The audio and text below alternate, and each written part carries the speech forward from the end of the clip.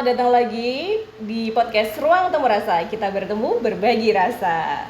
Di podcast Ruang Temu Rasa kali ini, kami kedatangan tamu yang spesial banget dari Puskesmas Kretek. Beliau adalah Dr. Iva. Selamat sore, dokter. Selamat sore. Kenalan dulu, dokter. Dokter di Puskesmas Kretek sebagai apa? Saya sebagai dokter umum, kebetulan saya memegang di klaster 2 dan juga di koordinator tim kekerasan terhadap penanganan kekerasan terhadap perempuan dan anak. Ini tepat banget ya. Jadi memang pada kesempatan sore kali ini kita bakal ngobrol dengan Dokter Iva membahas tentang kekerasan gitu ya. Karena kalau bicara tentang kesehatan reproduksi ini kan fokus isunya PKBI sebenarnya di isu kesehatan reproduksi. Ya, betul. Tapi tidak bisa lepas dengan isu juga kekerasan yang mungkin bisa saja terjadi di masyarakat kita kayak gitu. Nah, dokter, kalau layanannya di Puskesmas Kretek itu apa saja?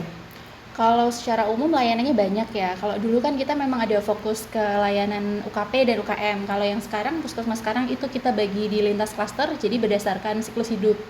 Jadi nanti mulai dari yang anak-anak, kemudian dia remaja, kemudian remaja dia menjadi wanita usia produktif, ibu hamil, itu ada di klaster 2. Kemudian setelah sampai dengan melahirkan ya, kemudian untuk usia produktif, dewasa dan lansia itu nanti di klaster 3. Jadi pelayanannya semua meliputi siklus hidup itu sebenarnya. Nah, kalau dokter di klaster 2 dan fokus di kesehatan ibu dan anak. Kesehatan ibu dan termasuk anak. Di situ juga ada sih kekerasan yang bisa misalnya terjadi dari anak-anak pada anak-anak, kemudian untuk wanita usia dewasa itu juga bisa saling sharing juga penanganannya dengan klaster 3 seperti itu. Oh gitu, jadi saling keterkaitan gitu ya, karena memang nggak bisa lepas gitu ya. Nah, kan peran puskesmas dalam menangani seumpama terjadi kekerasan ini kan sangat penting ya, karena menjadi pelayanan yang paling dekat gitu dengan masyarakat. Seperti apa sih kesiapan Puskesmas Kretek sendiri?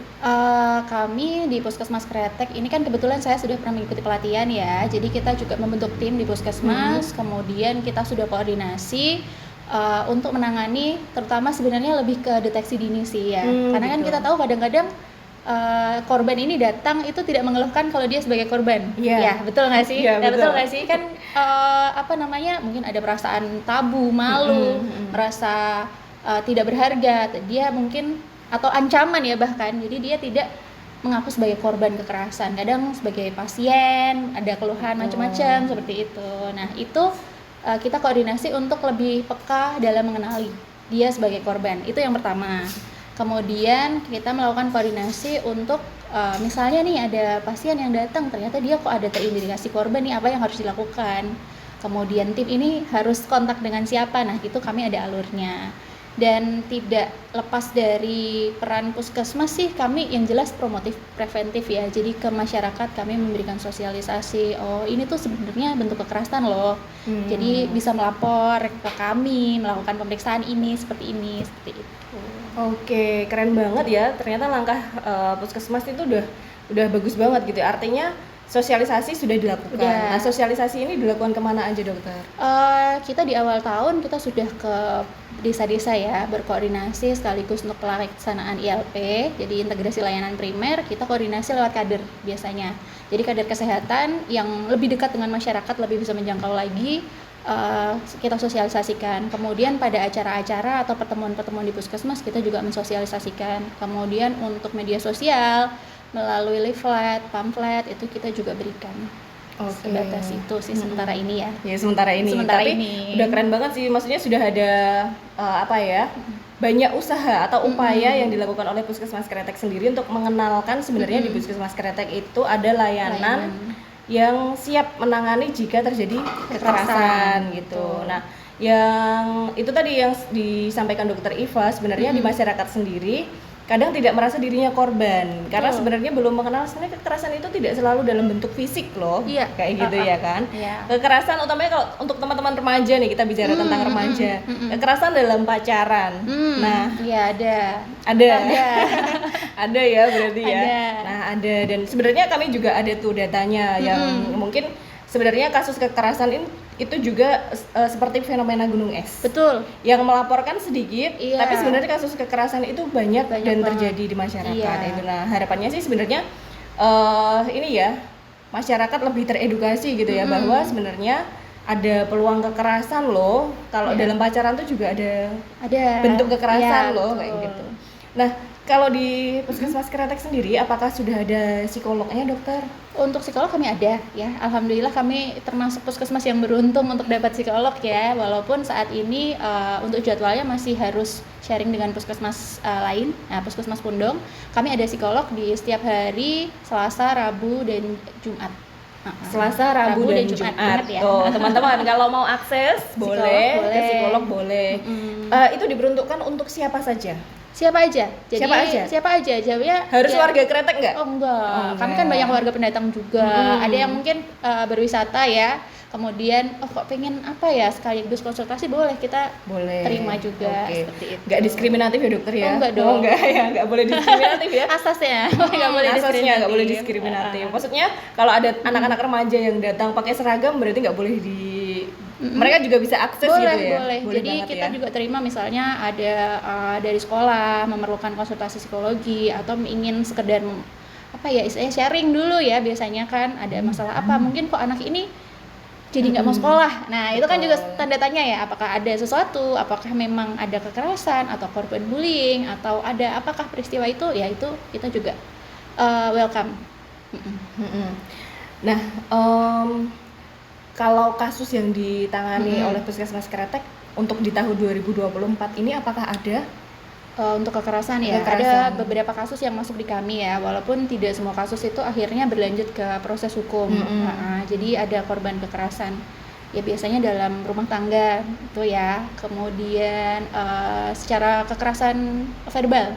Kekerasan verbal ya, bully bisa. Kemudian apalagi ya yang banyak sih mungkin lebih ke perempuan ya, kasus perempuan seperti itu. Anak-anak juga beberapa kami koordinasi dengan Puspaga kemarin, ini baru proses juga. Puspaga, ya. Kemudian untuk yang kasus perempuan kita juga pernah kontak PPA. Kemudian untuk pelayanan yang diperlukan, misalnya dia perlu penata laksanaan lebih lanjut, pemeriksaan lebih lanjut, ketemu dengan spesialis, kita rujukan ke rumah sakit. Gitu. Berarti sudah ter-SOP gitu ya, ada SOP-nya ya, alurnya tadi yang dokter sampaikan ya, ketika memang datang ke puskesmas nanti dikonsultasi diterima dulu, terus nanti kalau perlu tindak lanjut baru dirujuk. Ya, ditindaklanjuti yang mungkin tidak selesai di 1 hari ya, kadang kita ada panjang, yang kasus terakhir itu sampai 2 bulan kita. Benar, karena memang kalau bicara tentang kasus kekerasan itu tidak bisa 1 hari selesai, karena bertahap gitu ya, sampai terus apalagi nanti kalau ada tindakan hukum lebih lanjut, nah itu jauh lebih panjang lagi. Nah, ini dokter, sebenarnya kan ini hal yang sangat menantang ya kalau bicara tentang isu kekerasan ya. Apakah pernah ada kasus pemerkosaan dan pertolongan pertama terhadap kasus pemerkosaan gitu? Kalau untuk tahun ini sih kita tidak mendapatkan laporan itu ya. Saya nggak tahu kalau misalnya di lokus kami di wilayah Kapanewon Kretek itu ada yang langsung, tapi untuk tahun 2024 ini yang dilaporkan ke kami tidak ada yang dilaporkan ke kami. Ya, alhamdulillah tidak ada. Alhamdulillah ya. Semoga ini bukan tadi yang disebutkan ya, fenomena gunung es. Ya, semoga enggak ya gitu. Nah, tapi sebenarnya bujuk rayu kekerasan dalam pacaran itu tadi bisa jadi peluang kasus kekerasan gitu. Nah, pendampingan dari Puskesmas Kretek sendiri ketika ada kasus kekerasan, contoh tadi 2 bulan, berarti itu terus menerus didampingi oleh 1 orang atau bergantian atau kerjanya tim? Ya, kita punya tim. Jadi tim itu biasanya ada yang kita tetap kontak dengan tenaga kesehatan yang pertama kali ketemu pasien ya. Biasanya kan itu sudah membangun koneksi lah ya, bisa dipercaya, dia mau menceritakan. Kemudian tim ini nanti akan bergerak lagi sesuai dengan kepentingannya si pasien ini atau korban ini. Nanti berlanjutnya sesuai dengan kasusnya. Misalnya kita perlu koordinasi dengan desa, ya berarti nanti kita libatkan ke bidan penanggung jawab tingkat kelurahannya atau tim di desa tersebut yang dari puskesmas. Kemudian misalnya seperti kalau yang kasus terakhir itu anak-anak ya, tidak murni kekerasan sih, memang ada apa ya istilahnya kasus yang lain sih di anak ini, tapi kita juga koordinasi ke TKSK. Jadi itu nanti masing-masing akan punya andil masing-masing. Jadi ini yang mendampingi anaknya. Nanti kalau misalnya konselingnya kita jadwalkan dengan siapa. Kebetulan kami juga sedang ada residen dokter keluarga. Jadi beliau kemarin cukup membantu untuk konseling, kemudian mendampingi keluarga ini seperti itu. Iya. Jadi memang sudah terukur gitu ya dan tinggal pelaksanaannya. Pokoknya Puskesmas Kretek siap deh, insya Allah jika ada kasus kekerasan. Tapi semoga sih enggak. Semoga sih enggak ya harapannya gitu. Cuma harapannya jangan sampai kayak gitu. Sebenarnya kalau bicara kasus kekerasan ini semua berpeluang menjadi korban dan berpeluang juga jadi pelaku ya dokter ya. Iya kan? Tidak hanya terjadi pada perempuan dan anak sebenarnya. Laki-laki juga bisa jadi korban kekerasan gitu. Tinggal ya itu tadi edukasi di masyarakat yang terus menerus juga dilakukan oleh kayak PKBI, mungkin Puskesmas Kretek juga mengedukasi di masyarakat. Nah, kalau bicara tantangan dokter, tantangannya kalau menangani kekerasan ini apa? Tantangannya yang pertama tadi ya dari korbannya sendiri, kan tidak semuanya mau melapor, tidak dan semuanya terbuka. Kadang-kadang bahkan misalnya dia kekerasan fisik yang mengantar kan justru bisa saja pelakunya. Betul. Itu. Jadi tantangan kami adalah tadi yang pertama, kami harus mengenali dulu dan mengamankan situasi. Jangan-jangan dia dalam situasi yang tidak aman saat datang ke puskesmas seperti itu.